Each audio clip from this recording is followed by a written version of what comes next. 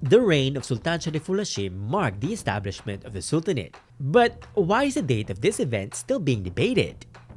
An ancient empire rising from the majestic southern seas, one of Southeast Asia's oldest Islamic powers, was born in the least expected place. A tiny chain of islands in what is now the Philippines. Some say it began in 1405. Others claim it was later around 1450. Nevertheless, the Sultanate rose to prominence, playing a pivotal role in the spread of Islam and in shaping Southeast Asia's maritime history. But how exactly did the Sultanate of Sulu rise to defy the odds? How did a sultan of a small island chain create one of Southeast Asia's most enduring Islamic powers?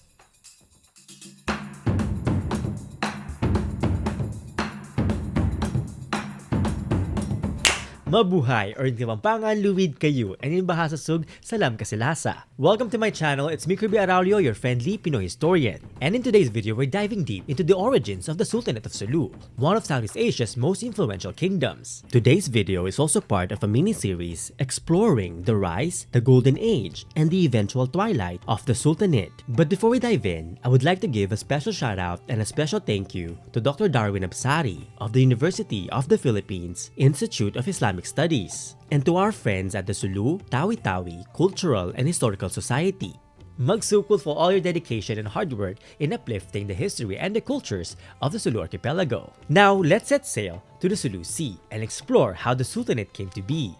To understand how the Sultanate of Sulu was founded, we need to look back at the broader context of Southeast Asia back in the 1300s and the 1400s. The Sulu Archipelago, a string of smaller islands located between the Philippines and Borneo, was perfectly positioned as an important maritime hub. Muslim scholars and religious leaders traditionally date the Sultanate's founding to November 17, 1405. A date rooted in a historical document written in Arabic and the Jawi script. For centuries, this document was passed down and safeguarded by the Muftis of Sulu, symbolizing the deep-rooted historical and religious significance of the Sultanate's founding. While its current status remains uncertain, the deep tradition it represents continues to serve as a cornerstone of Sulu's cultural memory. For the diverse people of Sulu, this oral tradition continues to carry weight, serving as a testament to the enduring legacy of their Islamic heritage. The Sultanate's founding paralleled the rise of Islamic powers like Malacca, Brunei, and Aceh, placing Sulu at the heart of Southeast Asia's transformation. The Sulu Archipelago, with its strategic location, became a crossroads for traders and missionaries alike. But its formal unification as an Islamic state and a sultanate would not happen until the arrival of a man named Sayyid Abu Bakr, later known as Sultan Sharif ul-Hāshim.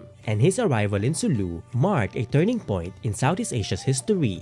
But what made Sulu so special that it became a prime spot for the growth of Islam in the region? Before the rise of the Sultanate, the Sulu Archipelago, consisting of the present-day Philippine provinces of Basilan, Sulu, and Tawi-Tawi, was home to diverse indigenous communities like the Tausūg, Sama-Bajau, and Yakan. Their leadership structure before the Sultanate was decentralized, with independent datus governing local communities. The indigenous Tausūg people, often referred to as the people of the current, or according to Tausūg scholars and culture bearers, as the people of the path to Allah, carry spiritual legacy deeply tied to their maritime heritage. They were renowned for their maritime skills and bravery in trade and warfare. Now, on the other hand, the indigenous Sama-Bajau people, including the famed Bajau Laut or sea nomads, were renowned for their sailing and fishing expertise. They lived much of their lives at sea, traveling across Southeast Asia and connecting Sulu to broader maritime networks. Meanwhile, the Yakan of Basilan added cultural richness through their vibrant weaving traditions and distinct customs, contributing to Sulu's interconnected maritime societies. Though these communities spoke different languages and followed unique traditions, their shared reliance on maritime trade fostered stronger societies, and together their combined maritime expertise linked Sulu to merchants and scholars from Arabia, China, India, and across Southeast Asia, creating a fertile ground for cultural exchange and the spread of Islam. This interdependence laid the foundations for Sulu's transformation. The arrival of Islam in the late 1200s and the early 1300s gradually transformed these decentralized societies into a unified sultanate. So how did the arrival of Islam change Sulu? From a collection of independent communities into a unified sultanate.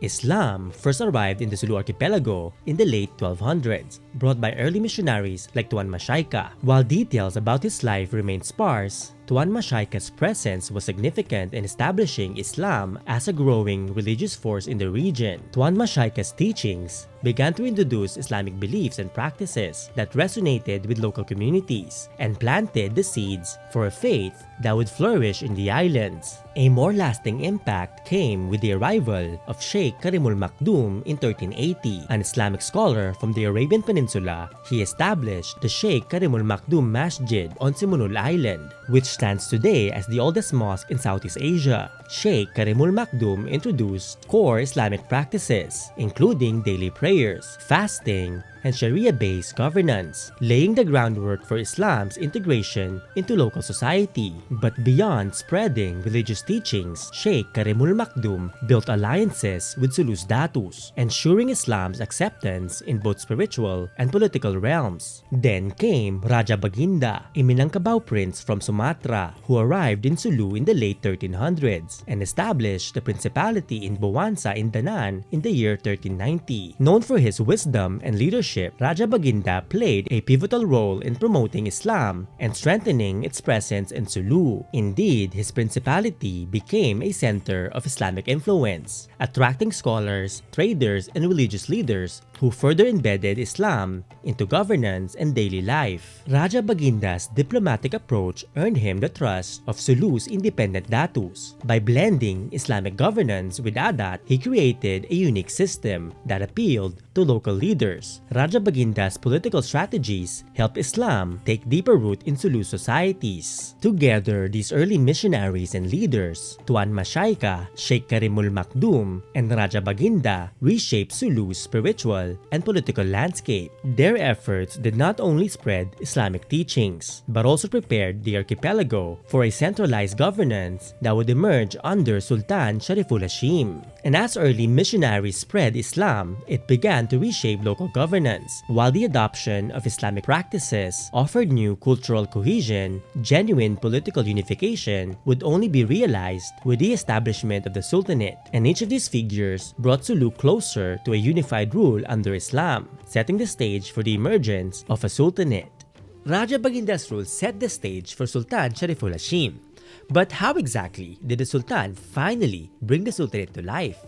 While Raja Baginda strengthened Islam's presence, he did not establish a Sultanate. That final step came with Sayyid Abu Bakr, whose arrival marked a new chapter in Sulu's history. Sayyid Abu Bakr, later known as Sultan Sharif ul-Hāshim, is traditionally believed to have arrived in Sulu in 1395, though some accounts suggest a later period. Sayyid Abu Bakr hailed from Johor, on the southern tip of the Malay Peninsula, and he was a recognized descendant of the Prophet Muhammad through his daughter Fatima and Ali ibn Abi Talib. And this noble lineage gave him both spiritual and political authority, which he used to unify the Sulu Archipelago under Islamic governance. Now, through comparative studies of historical records, genealogies, and oral traditions across Southeast Asia, renowned Muslim philosopher Sayyid Muhammad Naqib Alatas of Malaysia concluded that Sayyid Abu Bakr arrived in Sulu around 1395, and this aligns with Sulu's traditional accounts, placing the formal establishment of the Sultanate in 1405.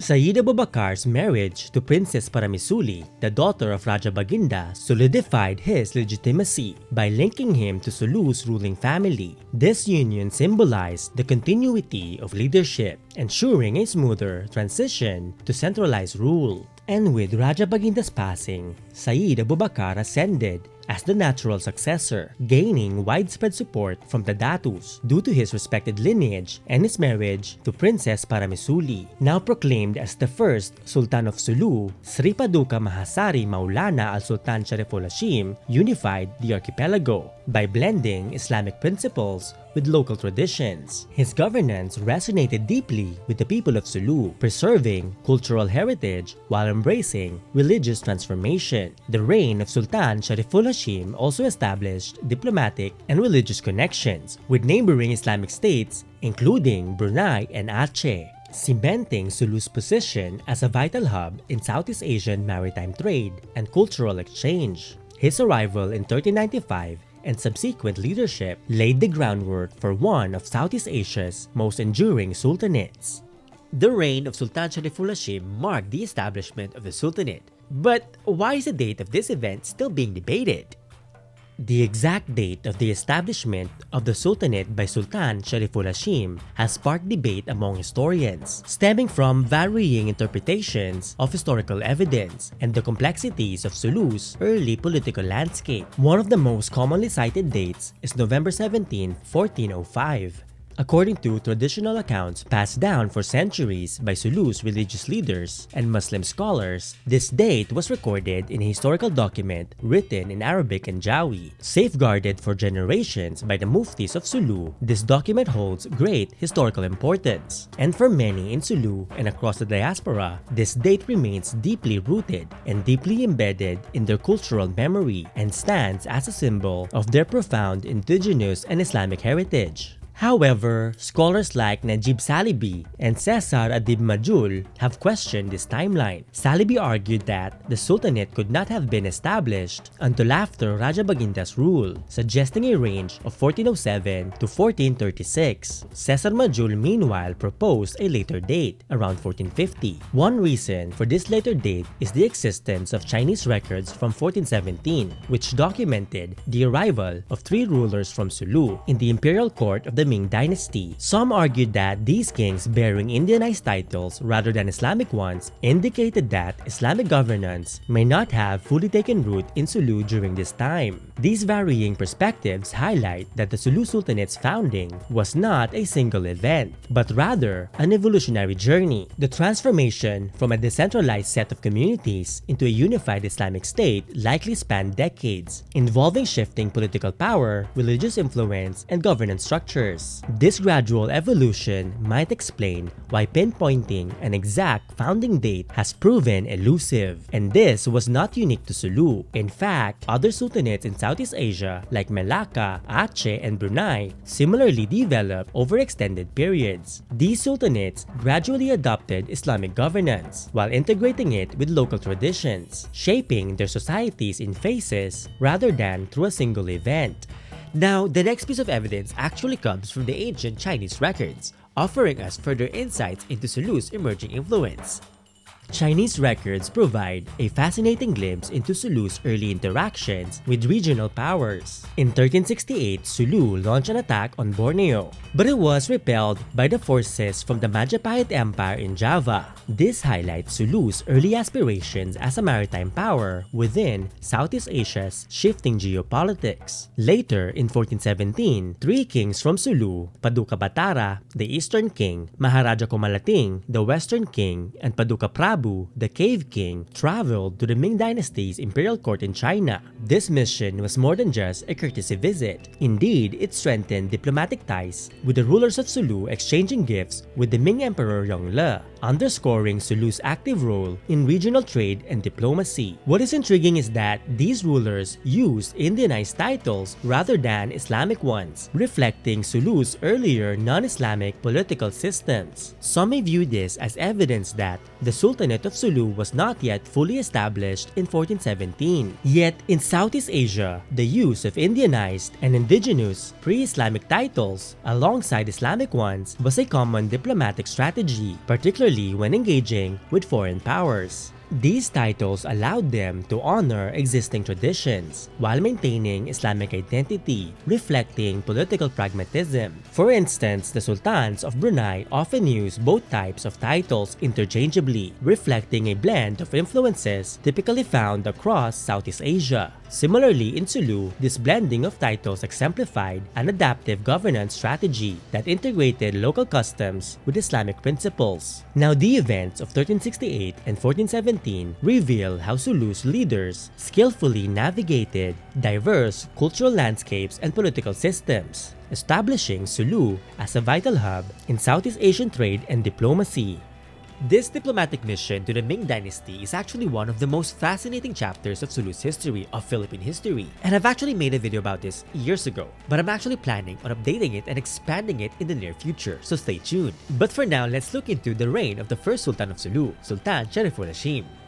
The debate over the Sultanate's founding date highlights the complexities of Sulu's political transformation. Whether it was 1405 or 1450, one thing is certain: Sultan Sharif ul-Hāshim played a critical role in shaping the future of Sulu and Southeast Asia. His reign was a turning point in Sulu's history, but consolidating power over a decentralized region like the Sulu Archipelago was no easy task. Upon ascending to the throne in the early 1400s, Sultan Sharif ul-Hāshim faced challenges from rival datus, who had long governed independently. These datus were wary of ceding authority to a centralized ruler, especially one introducing new religious and political ideologies.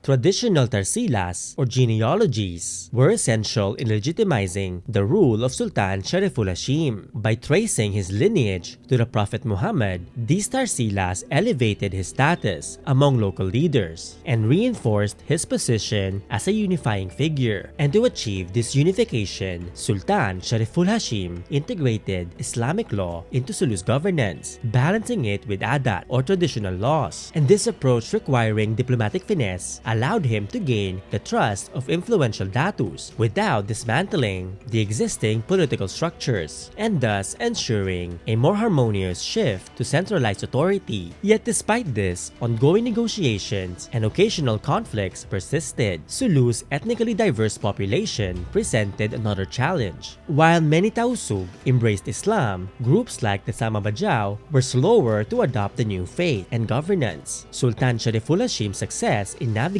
these divisions, through marriage alliances and strategic use of Islamic principles, was key to uniting the region under a single sultanate. For example, his marriage to Princess Paramisuli, the beloved daughter of Raja Baginda, was particularly significant. This union strengthened Sultan Sharif ul-Hāshim's legitimacy by bridging the pre-Islamic leadership to the newly established sultanate. These alliances extended beyond Sulu, linking the sultanate to broader Islamic networks in Southeast Asia. From Brunei to Aceh, from Luzon to the Moluccas, fostering centuries of maritime cooperation and cultural exchanges. These connections were not just diplomatic, but familial and cultural, showcasing the region's interconnectedness and Southeast Asia's interwoven societies. And to be honest, for me, this history is not just academic, it is deeply personal. My lineage traces back to Sultan Sharif ul-Hāshim through his beloved granddaughter, Putri Leila Menchanai,